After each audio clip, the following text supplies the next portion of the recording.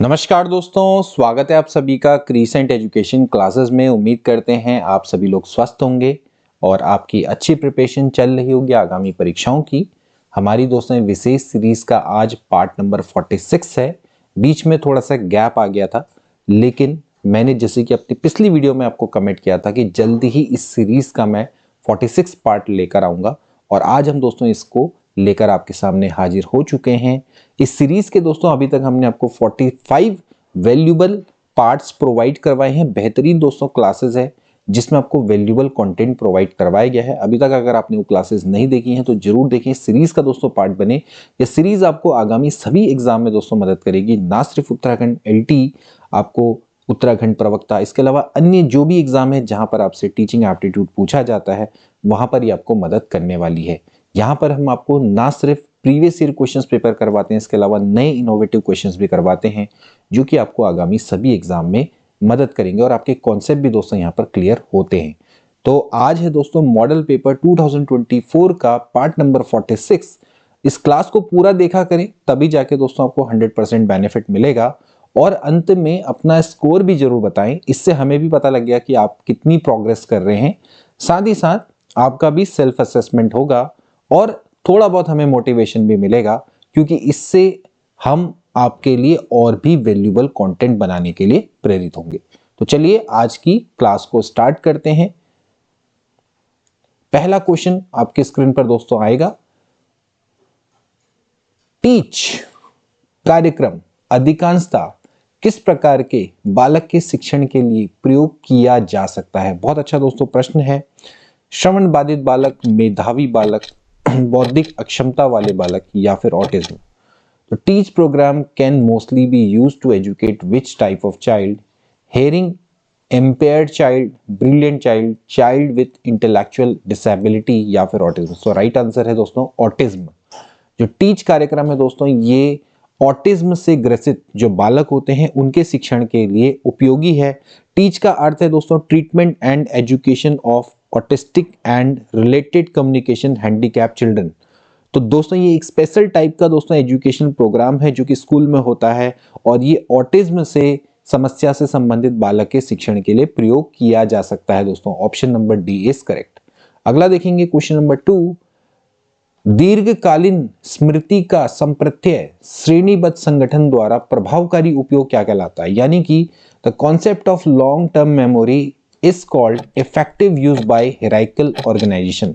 आप क्वेश्चन को समझिए दोस्तों कि जैसे जो लॉन्ग टर्म मेमोरी है इसके कॉन्सेप्ट को ऑर्गेनाइज करके श्रेणीबद्ध तरीके से और उसका आप इफेक्टिव उपयोग करते हैं तो वो क्या है? क्या वो स्मरण है या फिर वो संज्ञानात्मक लाघव यानी कि कॉग्निटिव इकोनॉमी है, संज्ञानात्मक उदिगर यानी कि कॉग्निटिव डिक्लाइन या फिर कॉग्निटिव मैप? तो राइट ऑप्शन दोस्तों इसका हो जाएगा कॉग्निटिव इकोनॉमी के नाम से दोस्तों उसको जानते हैं। तो the concept of long term memory effectively आप यूज कर रहे हैं बाय हिरार्किकल ऑर्गेनाइजेशन यानी कि श्रेणीबद्ध संगठन के द्वारा उसका प्रभावकारी उपयोग, उसको हम दोस्तों कॉग्निटिव इकोनॉमी के नाम से जानते हैं। क्वेश्चन नंबर 3 देखेंगे। रूपायतन का सिद्धांत किसके द्वारा दिया गया? ये दोस्तों चॉम्स्की, वॉर्फ, स्कीनर या फिर Bandura. The principle of this is not conversation, this is operant conditioning अगर हम इंग्लिश में बात करेंगे तो राइट ऑप्शन दोस्तों क्या हो जाएगा? Well we already know about that, this is Skinner. Skinner के द्वारा दोस्तों ये दिया गया, ठीक है ना, क्रिया प्रसूत का सिद्धांत। अगली हम बात करेंगे क्वेश्चन नंबर 4। स्मृति मापन की विधि नहीं है। Memory measurement method is not recognisation यानी कि प्रतिविज्ञान, प्रत्याहन, रिकॉल, बचत विधि यानी कि रीलर्निंग और या फिर अग्रेनमुख। अग्रेनमुख में हम बात करेंगे दोस्तों it is not record, record तो नहीं होगा ये, अग्रेनमुख अग्रोन्मुख होगा वैसे, ठीक है, इसको करेक्ट कर लेंगे। तो क्या इसकी नहीं होनी चाहिए? इसका राइट ऑप्शन हो जाए तो इसका राइट आंसर दोस्तों क्या हो जाएगा? ऑप्शन नंबर डी यानी कि अग्रेनमुख। दोस्तों ये कोई मेथड नहीं है। अगर हम बात करें रिकग्नाइजेशन की, रिकॉल, रीलर्निंग, दोस्तों ये मेमोरी मेजरमेंट की मेथड है जिससे कि आपकी स्मृति का मापन होता है, ठीक। रिकग्नाइजेशन आप किसी को कितने पहचान पाते हैं, रिकॉल किसी चीजों को कितना याद कर पाते हैं, कोई भी चीज है, ठीक है। रीलर्निंग दोबारा से आप उसको याद करते हैं। तो एक तरह से ये आपकी क्या है, सारी की सारी मेमोरी मेजरमेंट की मेथड है, ठीक है, बट ये आपकी अग्रेनमुख कोई मेथड नहीं है। तो अगला क्वेश्चन देखेंगे, अधिगम निर्योग्यता शब्द का सर्वप्रथम प्रयोग किसके द्वारा किया गया? Samuel Kirk, Karen Horney, Carl Rogers या फिर Bruner. Learning disability was used for the first time in, किसके द्वारा किया गया? तो राइट ऑप्शन दोस्तों क्या हो जाएगा? राइट ऑप्शन है option number A, Samuel Kirk के द्वारा दोस्तों इस पहली बार लर्निंग डिसेबिलिटी वर्ड का प्रयोग किया गया। ठीक है, चलिए नेक्स्ट देखेंगे। अगला देखेंगे, क्लासिकल अनुबंधन सिद्धांत के संदर्भ में कौन सा स्टेटमेंट करेक्ट नहीं है? अधिगम किए गए तथ्य सामान्यतः स्थायी होते हैं, ये पुनरावृत्ति पर बल देता है, बालकों के भय और दुश्चिंता से छुटकारा दिलाने में अनुप्रयोग किया जाता है, अवबोधन और रुचि की भूमिका अत्यंत इसमें कम है। क्या है स्टेटमेंट जो कि करेक्ट नहीं है? The fact learn our generally permanent, emphasize repetition, it is used to relieve children from fear and anxiety, the role of perception and interest is very less। Okay, तो इसका राइट ऑप्शन दोस्तों क्या हो जाएगा? इसका right option हो जाएगा कि ऑप्शन नंबर ए, अधिगम किए गए तथ्य सामान्यतः स्थायी होते हैं, the facts learns are generally permanent. तो ये दोस्तों आपका स्टेटमेंट नहीं करेक्ट है in the context of classical contract theory, शास्त्रीय अनुबंधन सिद्धांत में ये आपका करेक्ट नहीं है। अगला देखिए क्वेश्चन नंबर 7, निम्न में से कौन क्रियात्मक शोध से संबंधित नहीं है? Which of the following is not related to action research? Action research help in theory building, शोध निर्माण में सहायता देता है, व्यवहारिक समस्या के समाधान में सहायक है, त्वरित चिंताजनक समस्याओं के ऊपर केंद्रित होता है, रचनात्मक प्रतिक्रिया देता है, जैसे उद्देश्य प्रणाली में खुला परिवर्तन होना। तो राइट ऑप्शन हो जाएगा दोस्तों इसका ऑप्शन नंबर ए, कि जो एक्शन रिसर्च है वो थ्योरी बिल्डिंग में सहायता देता है। ठीक है, ये नहीं हो सकता। तो ये जो हम नॉर्मल जो रिसर्च करते हैं यानी कि मौलिक अनुसंधान, वो आपका शोध सिद्धांत निर्माण में सहायता देता है, मतलब कि निर्माण में सहायता देता है। तो सिद्धांत निर्माण में अगर हम बात करें तो कॉन्सेप्ट बिल्डिंग में या थ्योरी बिल्डिंग में ये आपका क्रियात्मक शोध सहायता नहीं देता। बाकी सारे ऑप्शन इससे करेक्ट हैं। अगला देखेंगे, NEP 2020 में early childhood care and education ECCE की उम्र क्या होगी? Early childhood care and education NEP 2020, तो कितनी एज लिखी गई है दोस्तों? वो है 3 to 8 ईयर। तो डी वाला ऑप्शन क्या हो जाएगा correct? Early childhood care and education ECCE की जो एज है वो कितनी है? 3 से 8 साल। ठीक है, 3 से 8 साल। अगला देखें क्वेश्चन नंबर 9। अगला क्वेश्चन है दोस्तों, दीक्षा पोर्टल किससे संबंधित है? दीक्षा पोर्टल ग्रामीण छात्रों के लिए आवासीय विद्यालयों का निर्माण, ऑप्शन पढ़ेंगे। इसके बाद अगला है, देश में शिक्षकों के कौशल को विकसित करना, या फिर अनुसंधान के विद्वानों के लिए सीखने को ऑनलाइन मंच, या फिर उचित शिक्षा पाठ्यक्रमों के लिए प्रवेश परीक्षा वेबसाइट। तो दीक्षा पोर्टल, आपने नाम सुना होगा दोस्तों दीक्षा पोर्टल, ये आपका किससे संबंधित है? तो दीक्षा पोर्टल राइट ऑप्शन दोस्तों क्या हो जाएगा? This is option number B is right, यानी कि देश में शिक्षकों के कौशल को विकसित करना, यानी कि develop the skill of teacher in the country, ये दोस्तों आपका दीक्षा पोर्टल इससे संबंधित है। दीक्षा पोर्टल यानी कि DIKSHA, ठीक है ना, यानी कि digital infrastructure for knowledge sharing. Okay, तो ये एक्चुअली क्या है? ये नेशनल टीचर प्लेटफॉर्म है जो कि आपका क्या है? टीचर्स के लिए एक तरह से उनके स्किल को डेवलपमेंट करने के लिए बनाया गया है। बहुत दोस्तों इंपॉर्टेंट है, इसको आप ध्यान में रखेंगे। ठीक है, तो ये बी वाला ऑप्शन इसका राइट हो जाएगा। अगला देखें क्वेश्चन नंबर 10, छात्रों के आकलन के लिए राष्ट्रीय मूल्यांकन केंद्र बनाया गया है जिसका नाम है national assessment centre has been created to assess student. इसका नाम क्या है? दीक्षा है, परख है, NCERT है, या फिर NPS है। ठीक, आसान रहेगा अब आपके लिए जवाब देना क्योंकि आप ऑलरेडी जान चुके हैं। कि क्या नहीं हो सकता, ठीक है ना। तो राइट ऑप्शन दोस्तों क्या हो जाएगा, राइट ऑप्शन हो जाएगा ऑप्शन नंबर बी, परख। परख जैसे कि नाम से पता चल रहा है, performance assessment, review and analysis of knowledge for holistic development. तो आप इसको समझ सकते हैं कि जो परख है वो किसके लिए है दोस्तों, ये एक तरह से छात्रों के असेसमेंट के लिए है, ठीक है। एक तरह का राष्ट्रीय मूल्यांकन सेंटर है ये, या फिर नेशनल असेसमेंट सेंटर इसको बोलिए। तो ये एक तरह से क्या है, छात्रों के मूल्यांकन आकलन से दोस्तों ये संबंधित है, ठीक है ना। तो नाम से ही दोस्तों जैसे पता लग रहा है परख यानी कि परफॉर्मेंस एंड असेसमेंट, ठीक है। तो इसी से आपको ये चीज क्लियर हो जाएगी, ठीक है। अगला देखेंगे क्वेश्चन नंबर 11।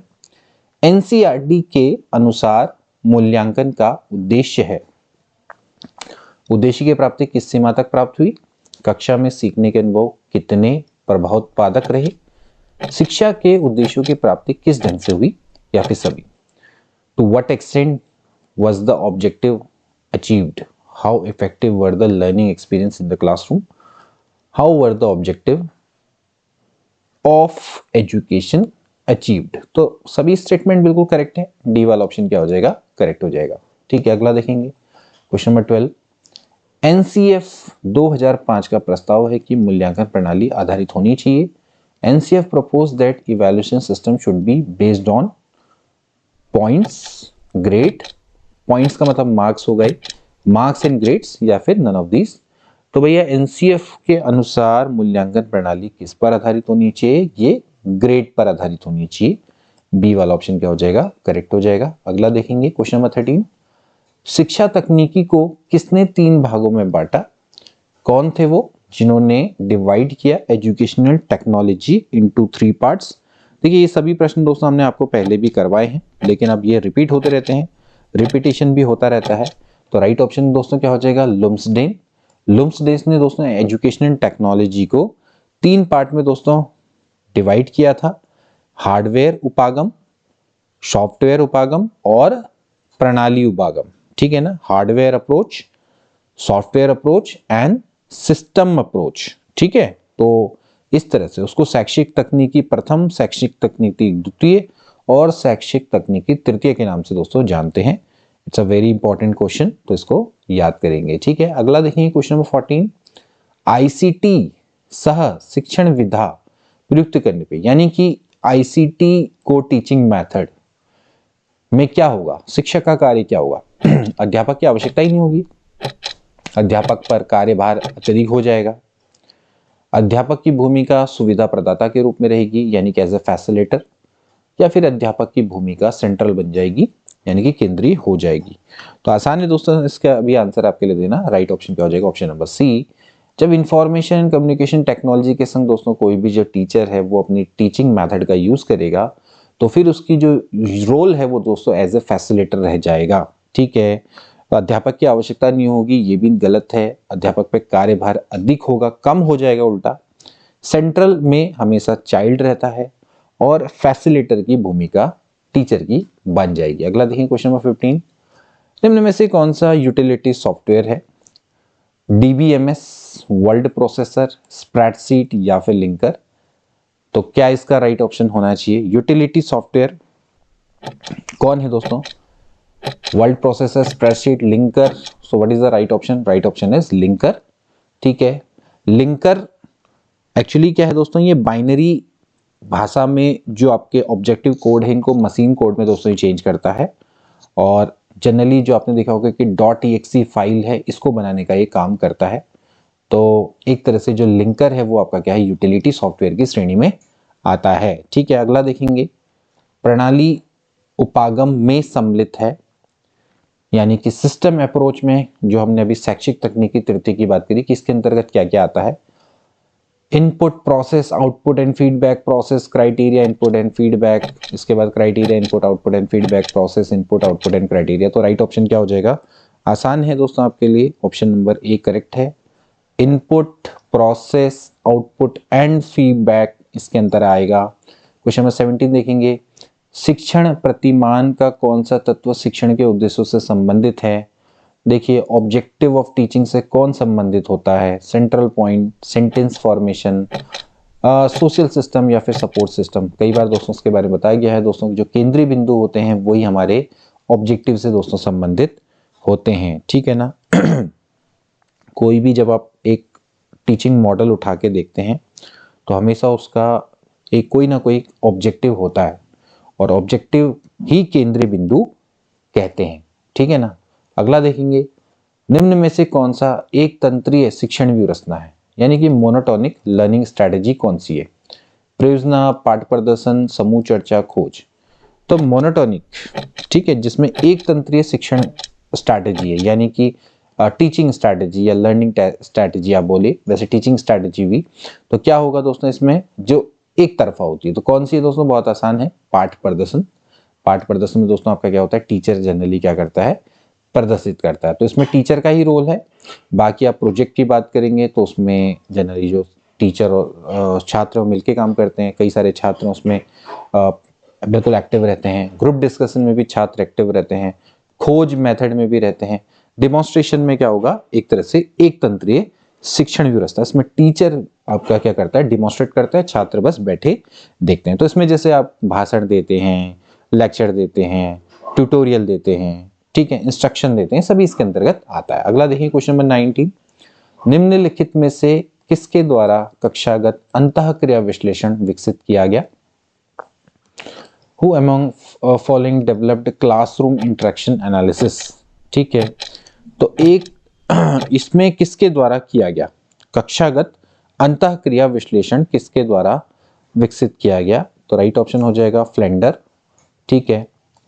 फ्लेंडर के द्वारा इस कॉन्सेप्ट को दोस्तों डेवलप किया गया, क्लासरूम इंटरेक्शन एनालिसिस, ठीक है, यानी कि जो क्लासरूम में इंटरेक्शन हो रहा है उसको एनालाइज करना, तो उसके द्वारा, किसके द्वारा? फ्लेंडर के द्वारा इसको विकसित किया गया है, ठीक है ना। तो ये दोस्तों आपको समझना है, Flander is the right option, ठीक है। अगला देखेंगे क्वेश्चन नंबर 20, साखी अभिक्रमित अनुदेशन के प्रस्तोता है, who is a presenter of branch based instruction, ठीक है। साखी अभिक्रमित अनुदेशन बहुत आसान है, BF स्किनर, जे ब्रूनर, TF गिलबर्ट या फिर NA Crowder, normal A Crowder. तो राइट ऑप्शन क्या हो जाएगा? राइट ऑप्शन हो जाएगा option number D, normal A Crowder is the right option. अगला देखिए क्वेश्चन नंबर 21, शिक्षण के अग्रिम संगठन प्रतिमान के प्रतिपादक कौन है? कई बार दोस्तों ये बता चुके हैं question, who is the originator of advance organization model of teaching? So right option will be David Ausubel, यानी कि डी वाला ऑप्शन राइट हो जाएगा। अगला देखिए क्वेश्चन नंबर 22, निम्नलिखित में से कौन सा संप्रेषण के बाह्य का एक उदाहरण है? ठीक है, मतलब कि एक्सटर्नल और इन द कम्युनिकेशन, ठीक है ना। तो भौतिक विचालक, अवबोध, भाषा या फिर पृष्ठभूमि, तो क्या इसका राइट ऑप्शन होना चाहिए? बाह्य का एक उदाहरण है, वैसे ये बाह्य नहीं होगा वैसे दोस्तों, ये एक बाधा होना चाहिए, ठीक है ना।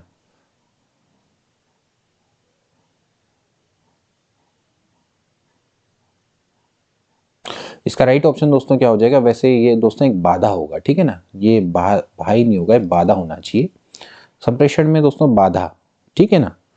तो बाधा का एक उदाहरण है, ठीक। तो राइट ऑप्शन हो जाएगा ऑप्शन नंबर ए, जो कि भौतिक विचालक, मतलब वैसे देखा जाए तो भौतिक बाधा हुआ है, ठीक है ना। तो भौतिक बाधाओं में जैसे कि आपका एनवायरनमेंट आता है, ठीक है, और ध्वनि, ठीक है, या फिर अदृश्यता है, ये सब दोस्तों इसके अंतर्गत आएगा। तो ऑप्शन नंबर ए करेक्ट हो जाएगा, ठीक है, बाह्य। अगला देखेंगे, व्यक्तिगत निर्देशन में कौन सा बिंदु नहीं सम्मिलित होता है? समूह में मनोवैज्ञानिक परीक्षण, विशेष मानसिक क्षमताएं, अभिक्षमताएं में अभिवृद्धि, व्यक्तिगत विशेषताएं। तो राइट ऑप्शन दोस्तों क्या हो जाएगा? व्यक्तिगत है। पर्सनल गाइडेंस में कौन सा नहीं आएगा जिसमें ग्रुप होगा? तो ऑप्शन नंबर ए करेक्ट हो जाएगा। समूह मनोवैज्ञानिक परीक्षण में दोस्तों क्या है? सामूहिक रूप से इसमें निर्देशन होता है, ठीक है ना। तो सामूहिक निर्देशन में ही इसका प्रयोग होता है। जब आप पर्सनल गाइडेंस दे रहे हैं तो फिर क्या होगा? Special mental abilities, aptitude and attitude, personal characteristics, ये सब आपके इसमें पॉइंट्स को सम्मिलित किया जाता है। ठीक है, तो ऑप्शन नंबर ए राइट हो जाएगा। क्वेश्चन नंबर 24 देखेंगे, निम्नलिखित में से किसे अर्जित रुचि हेतु स्ववृत्ति की श्रेणी में वर्गीकृत नहीं किया जा सकता? यानी कि स्थायी भाव, प्रवृत्तियां, आदतें, आदर्श, मतलब कि ये कौन सी ऐसी मतलब चीज है जो कि एक्वायर्ड नहीं है, आपने सिंपली ये बताना है। ठीक है, किसे अर्जित रुचि हेतु स्ववृत्ति की श्रेणी में क्लासिफाई नहीं किया जा सकता, यानी कि कौन सी एक्वायर्ड नहीं है। स्थायी भाव है, प्रवृत्तियां हैं, आदतें हैं, आदर्श हैं। तो राइट ऑप्शन दोस्तों क्या हो जाएगा? राइट ऑप्शन हो जाएगा प्रवृत्तियां। जो मूल प्रवृत्तियां होती है दोस्तों वो जन्मजात होती हैं, बाकी सब क्या होती हैं? धीरे धीरे अर्जित की जाती हैं। तो एक्वायर्ड होती है, जैसे स्थायी भाव है, आपकी आदतें हैं या आपके आइडल हैं, ठीक है, ये अर्जित होते हैं। और जबकि मूल प्रवृत्तियां दोस्तों हमारी क्या होती हैं? जन्मजात होती हैं। तो बी वाला ऑप्शन राइट हो जाएगा। अगला देखिए क्वेश्चन नंबर 25, स्किनर ने व्यक्तिक विभिन्नता की विशेषता नहीं मानी है। स्किनर ने किसको कंसिडर नहीं किया as a individual differences? It is inter relationship of virtues, यानी कि शील गुणों का परस्पर संबंध, अनुवांशिकता एवं वातावरण प्रभाव, नॉर्मेलिटी या फिर फिजिकल डेवलपमेंट। तो राइट ऑप्शन क्या हो जाएगा? राइट ऑप्शन हो जाएगा डी वाला।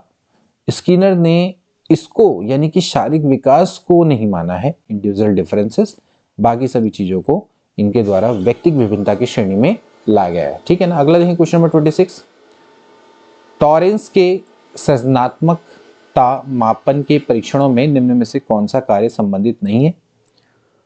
तो टॉरेंस क्रिएटिविटी मेजरमेंट टेस्ट में कौन नहीं आता है? ठीक है ना। सामान्य वस्तुओं का असामान्य उपयोग, एक लंबी कविता को याद करना, चित्र निर्माण करना, पूछो और अनुमान लगाओ। ठीक है, देखिए टॉरेंस का जो क्रिएटिव मिनीसोटा परीक्षण है, आपने नाम सुना होगा मिनीसोटा परीक्षण, टॉरेंस हैं इसके क्रिएटर। ठीक है, तो इनके द्वारा एक क्रिएटिविटी टेस्ट है जिसका नाम है मिनीसोटा परीक्षण।